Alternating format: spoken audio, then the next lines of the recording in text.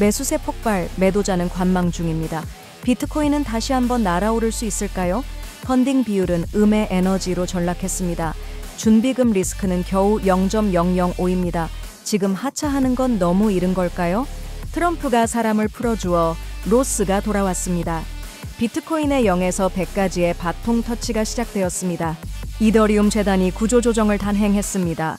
베테랑이 출동하고 신입은 퇴장했습니다. 더 높은 수준으로 끌어올리기 위한 경쟁이 시작되었습니다. 메타가 코인을 사려 하자 주주들이 집단적으로 제동을 걸었습니다. 블랙록도 구할 수 없었습니다. 2025년 코인 투자 자유가 도래할까요? 한국 규제 당국이 미리 힌트를 주었습니다. 암호화폐로 세상을 다시 측정하고 24시간의 부의 비밀번호를 손에 넣어 함께 천천히 부자가 되어 갑시다. 6월 3일 화요일 비트코인TV 한국어 채널 마이클입니다. 우선 먼저 24시간 코인 시장 데이터 헤드라인을 살펴보겠습니다. 지난 한 달 동안 비트코인의 자금 수수료율은 바람 빠진 풍선처럼 0.011에서 0.00까지 떨어졌으며 80% 넘게 하락했습니다. 시장의 열기가 눈에 띄게 식었습니다. 쉽게 말하면 이전엔 모두가 너도나도 뛰어들었다면 이제는 많이 차분해졌다는 뜻입니다. 분위기는 식었지만 비트코인은 여전히 10만에서 11만 달러 사이를 안정적으로 유지하고 있으며 큰 폭락은 나타나지 않았습니다. 이는 시장이 공포에 빠지지 않았고 오히려 고점에서 조용히 손바뀜이 일어나고 있음을 의미합니다. 자금 수수료율의 변화는 사실상 시장 감정의 온도계라고 할 수 있으며 지금은 고열에서 미열로 내려온 상태입니다. 모두가 관망 모드로 전환한 것입니다. 이런 시기에는 무턱대고 고점에 매수하는 것은 금물입니다. 시장이 감정과 구조를 정리할 때까지 기다려야 합니다. 기본적인 펀더멘털이 있고 인기가 있는 알트코인에 더 주목해보세요. 온체인 데크스가 활발한지 살펴보고 잘하면 순환 상승의 기회를 잡을 수 있습니다. 요컨대 지금은 방향을 모색하는 시기이며 충동적으로 진입할 때가 아닙니다. 인내심이 최고의 전략입니다. 오늘 기준으로 온체인 데이터에 따르면 비트코인의 리저브 리스크는 단 0.0.0.025이며 가격은 여전히 15만 달러 이상에서 요지부동입니다. 이는 오래된 보유자들이 전혀 팔 생각이 없으며 주력 세력도 매우 안정적이라는 뜻입니다. 이 리저브 리스크는 사실 시장의 열기와 신뢰도를 보여주는 감정 지표입니다. 가격이 높고 사람들이 도망가고 싶을수록 위험하며 반대로 지금처럼 가격이 낮지 않은데도 아무도 팔고 싶어 하지 않는다면 시장 구조는 오히려 건강하다는 뜻입니다. 비교해보면 2013년, 2017년, 2021년의 3번의 불장 정점에서는 리저브 리스크 지표가 모두 0.01까지 치솟았습니다. 지금은 그 수준과는 한참 거리가 있습니다. 그러니 다들 조급하게 매도하거나 무턱대고 고점에 매수하지 마시고 조정을 기다리고 분위기가 더 식을 때를 기다리는 게 좋습니다. 어쩌면 그때가 저가 매수의 절호의 기회일 수 있습니다. 지금은 칼을 갈지만 뽑지 않는 시기입니다. 장기 자금을 따라 중심을 잘 잡는 자만이 다음 물결에서 이익을 차지할 수 있습니다. 요즘 비트코인은 마치 에너지를 주입받은 듯이 거세게 오르고 있습니다. 6월 1일 크립토커런트 데이터에 따르면 90일 태거 CBD 지표가 지속적으로 플러스를 유지하며 상승하고 있습니다. 이는 적극적인 매수세가 강하고 시장 감정이 매수 측으로 기울었으며 매도하려는 사람이 거의 없다는 뜻입니다. 이 지표는 능동적 매수와 매도량의 차이를 보여주는 것으로 수치가 높을수록 자금이 코인을 쟁탈하고 있다는 뜻입니다. 비트코인이 9.6.0.0.0달러를 돌파한 이후 10만 달러 위에서 안정적으로 자리를 잡고 있으며 뚜렷한 매도 압력은 전혀 나타나지 않았습니다. 오히려 포모가 점점 더 짙어지고 있으며 모두가 놓치지 않기 위해 움직이고 있습니다. 온체인 데이터를 보면 매수세가 지속적으로 우위를 점하고 있으며 매도 측은 사실상 손을 놓고 있습니다. 현물 시장 구조도 건강한 상태입니다.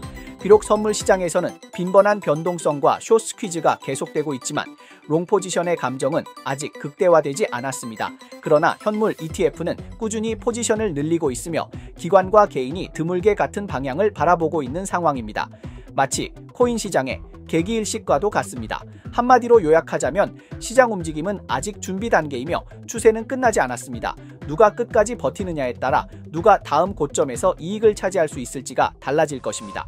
좋아요와 팔로우를 부탁드립니다. 24시간 내 암호화폐, 블록체인, 마이닝 분야의 최신 동향을 정리해드립니다.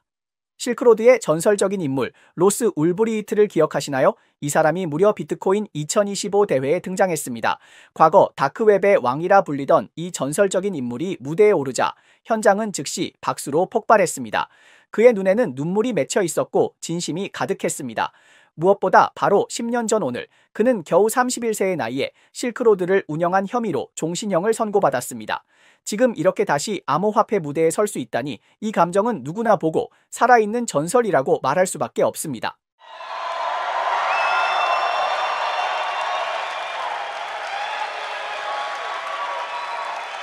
2011년 로스 울브리히트는 익명 전자상거래 플랫폼을 만들었습니다. 이후 그는 불법 상품 거래 및 자금 흐름에 연루되었다는 의혹을 받았고 심지어 극단적인 수단이 사용되었다는 소문까지 돌았습니다. 2013년 그는 미국 연방수사국에 의해 체포되었고 2015년에는 가석방 없는 종신형을 선고받았습니다. 하지만 상황은 반전되었습니다. 트럼프가 백악관에 복귀한 뒤 첫 번째 큰 일로 특별사면 명령에 서명하여 로스를 석방했습니다. 이 조치는 곧 온라인에서 큰 화제를 모았습니다. 어떤 사람은 이것이 자유이념의 승리라고 했고 어떤 사람은 과거 논란을 희석시키는 것 아니냐며 우려했습니다. 의견이 어떻든 간에 로스의 복귀는 확실히 암호화폐 업계에 큰 파장을 일으켰습니다. 비트코인 대회 현장에서 로스 울브리히트는 눈물을 머금고 암호화폐 커뮤니티의 오랜 지지와 미국 대통령 트럼프의 사면에 감사를 표했습니다. 그는 연설에서 감옥 생활이 자유의 의미를 더 깊이 깨닫게 해주었다며 다시 짐을 짊어지고 앞으로 나아가겠다고 밝혔습니다. 그는 비트코인이 실크로드 시절에 0에서 1단계를 넘어 이제 1에서 10까지 왔다고 했습니다. 다음 단계는 10에서 100으로 가는 것이며 이것은 자유, 탈중앙화, 그리고 연대라는 세 가지 핵심 이념이 함께 지탱해야 한다고 강조했습니다. Now it seems like every app I download has a built-in wallet with one-click buying options. There are dozens of new cryptocurrencies and blockchains, each one fascinating in its own right, and thousands more I'll never have time to learn about. There's DeFi and Web3, and now there's AI to help me navigate it all. It's nuts. 연설이 거의 끝나갈 무렵 로스 울브리히트는 눈가가 젖은 채로 전장을 흔드는 말을 남겼습니다. 내가 다시 감옥에 가는 한이 있어도 진정한 자유가 무엇인지 모두가 깨닫는다면 나는 기꺼이 감수하겠습니다. 청중은 처음엔 정적에 잠겼지만 이내 쓰나미 같은 박수가 터졌습니다. 이 순간은 단순히 그의 구원이 아니라 암호화폐 업계 전체의 경종을 울리는 듯 했습니다. 우리가 왜 시작했는지를 잊지 말아야 합니다. 자유, 탈중앙화, 그리고 서로의 연대. 이렇게 해야만 비트코인의 불꽃이 점점 더 타오르고 길을 잃지 않을 수 있습니다. 현재까지 이더리움은 약 2,600달러이며 연초의 3,300달러에 비해 약 21% 하락했습니다. 가격 변동을 겪었음에도 불구하고 이더리움은 여전히 기술 업그레이드를 적극적으로 추진하고 있으며 올해 중반에 팩트라 업그레이드를 출시하여 네트워크의 기능성과 확장성을 더욱 강화할 예정입니다.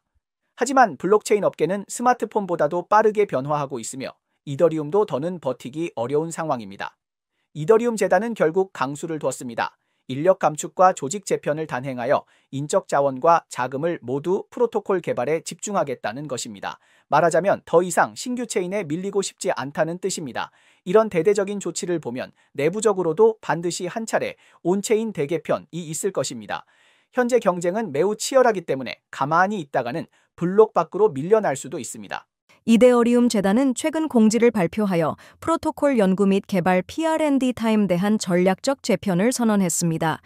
재편 후 해당 팀은 L1 확장, 블록 스페이스 최적화, 사용자 경험 향상을 세 가지 핵심 목표에 집중할 예정입니다. 팀 베이코, 알렉스 스토크스, 바르나베 모노 등의 베테랑 개발자들은 핵심 분야로 명확히 배치되었으며 일부 구성원은 팀을 떠날 예정입니다. 재단은 이번 조정이 업계 기술 진화에 대응하고 조직 구조를 최적화하며 이더리움의 시장 리더십을 강화하기 위한 것이라고 강조했습니다. Focus for the next 6 months. I think a couple. So one of them is like some medium-term Ethereum L1 roadmap questions, and another one is like planning to engage more at the application space. And 감원과 구조 조정 소식이 전해지자 이더리움 커뮤니티는 즉시 들끓었습니다. 일부는 환영하며 마침내 조치를 취했다고 개혁이 빨라야 L1 업그레이드와 EDT 2점도 조기 달성할 수 있다고 말했습니다. 반면 해고된 직원들에게 연민을 표하며 재단의 불투명하고 폐쇄적인 운영을 비판하는 이들도 있었습니다. 현재 세 팀은 이미 핵심 프로젝트를 인수받기 시작했으며 자원을 집중하여 핵심 프로토콜 개발에 전념할 것이라고 밝혔습니다. 이번 조치가 효율적인 구조 슬림화일지 아니면 모험적인 도박일지는 아직 아무도 확신할 수 없습니다. 다만 이번 이더리움의 선택은 진정한 배수진이라 할 수 있으며 앞으로의 결과에 따라 미래가 달려 있다고 할 수 있습니다.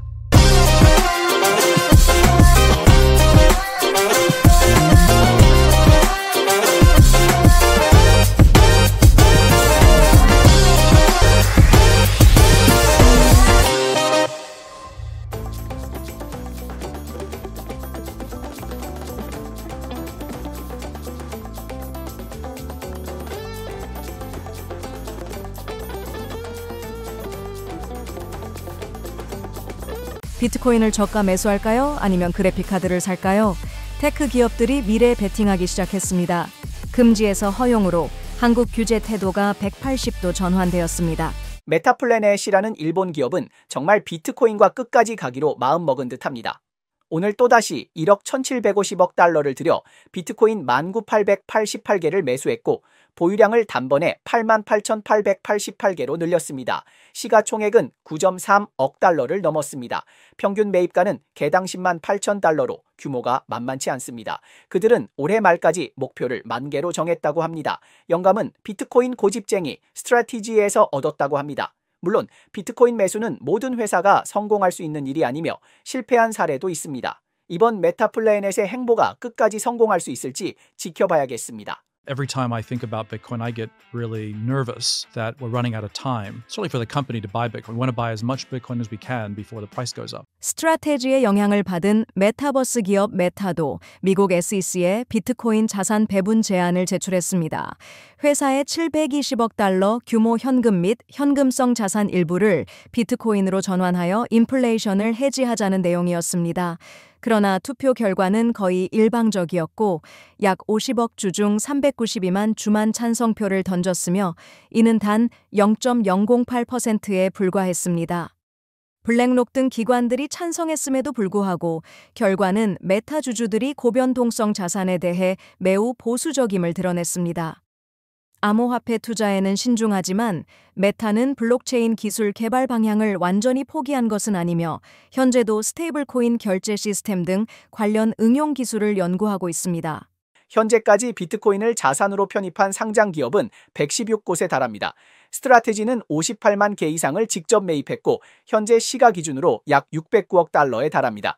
테슬라도 일찍부터 비트코인 시장에 진입했습니다. 그러나 메타나 아마존 같은 대형 기술 기업은 오히려 AI에 더 집중하고 있으며 자금을 칩 구매나 클라우드 서비스에 투입하고 AI 분야에서 미래를 개척하고자 하고 있습니다. 한쪽은 디지털 금에 베팅하고 다른 한쪽은 연산력 전쟁에 대규모로 투자하고 있는 셈입니다. 비트코인이든 아이든 최후에 누가 웃을지는 아직 예측하기 어렵습니다. 한국은 오늘 대선을 치릅니다. 후보자들은 하나같이 코인판 어록에 능통합니다. 선두주자인 이재명 후보는 현물 ETF를 합법화하는 것뿐만 아니라 국민연금까지 코인 투자에 나서게 하려는 계획입니다. 이는 말 그대로 국가 차원의 F 외모입니다. 그는 또 대량의 원화, 스테이블 코인을 발행하겠다고 합니다. 자금 유출을 막고 금융 시스템을 더 세련되게 만들기 위해서랍니다. 이렇게 열심히 하는 이유는 한국 개미 투자자들이 너무 강력하고 코인 유저들이 너무 많기 때문입니다. 정부가 아무 조치도 하지 않으면 안 되는 상황입니다. 한국이 기관의 암호화폐 거래 제한을 해제한 후 월드비전이 암호화폐를 거래한 첫 번째 비영리 단체가 되었습니다. 6월 1일 이 단체는 업비트를 통해 약 0.5 이더리움을 성공적으로 매도하였고 이는 약 1,396.5 달러에 해당합니다. 이 거래는 업비트 모회사 두나무에 의해 공식 발표되었습니다. With election day slated for tomorrow, presidential contenders are making their final pitches at this hour. Your vote is the start of real change, turning despair into hope, division into unity, and stagnation into growth.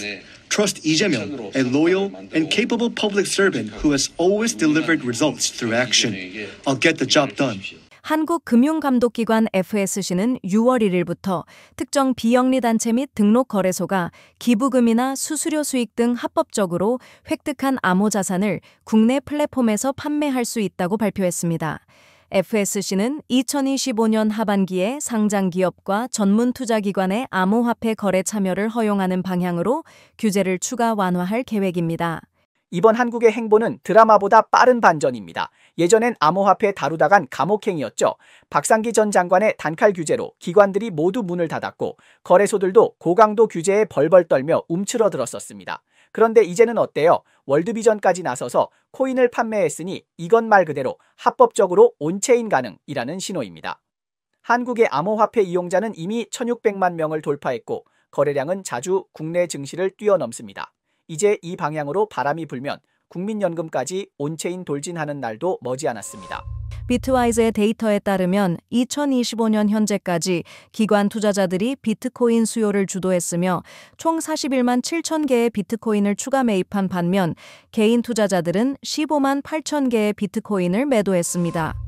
온체인 분석가 ZekXPT에 따르면 2025년 5월 8일 대만의 암호화폐 거래소 비토피로가 해킹 공격을 받은 것으로 의심되며 약 115만 달러 상당의 암호화폐 자산이 하셜렛에서 도난당한 것으로 보도되었습니다. 일본은행 총재 우에다 가즈오는 초장기 국채 수익률의 변동성이 단기 및 중기 금리에 영향을 줄 수 있으며 단중기 수익률의 변동이 일본 경제에 미치는 영향이 더욱 크다고 밝혔습니다. 테틀의 최고 경영자 파울로 아르도이노는 트위터를 통해 테틀가 이동한 14천 개의 비트코인은 21 캐피탈에 대한 투자 일부라고 밝혔습니다. 호주 금융정보기관 어유스트레이션 암호화폐 ATM의 단일 현금 거래 상한을 5천 호주 달러로 제한하는 새로운 규정을 발표했으며 운영자에게는 자금 세탁 방지 조치 강화, 사기 경고문 게시, 고객 심사 강화를 요구하여 빈번한 암호화폐 사기 행위에 대응하고자 합니다. 네, 이상이 오늘 방송의 주요 내용입니다. 저희 채널은 주로 암호화폐, 블록체인, 채굴업계에 가치 있는 뉴스를 보도하고 있습니다. 뉴스 외에도 심도 있는 특집 보도를 제공하고 있습니다. 채널이 유익하다고 생각되시면 공유와 팔로우 해주세요. 또한 회원이 되어 함께 성공해 자산을 늘려봅시다. 그럼 내일 또 만나요.